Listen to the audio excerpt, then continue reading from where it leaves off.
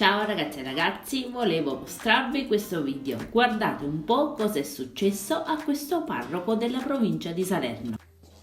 Buonasera, ci ritroviamo insieme per pregare, io in chiesa e voi a casa. Oggi è venerdì di Quaresima e vogliamo pregare con la Via Crucis e la benedizione eucaristica, a seguirlo sulla via che lui stesso ha percorso, la via della croce. Vogliamo affidare al Signore tutte le nostre sofferenze, le nostre difficoltà, i momenti difficili che stiamo vivendo, in modo particolare in questo momento.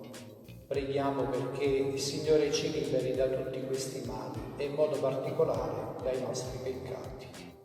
Questo video è diventato virale. Mentre il prete recita le orazioni della Quaresima, lo vediamo con look particolari. Avete visto il prete? Prima indossa un casco, poi la barba, poi i baffi, il più buffo e con il cappello da mago e gli occhiali dei Blues Brothers.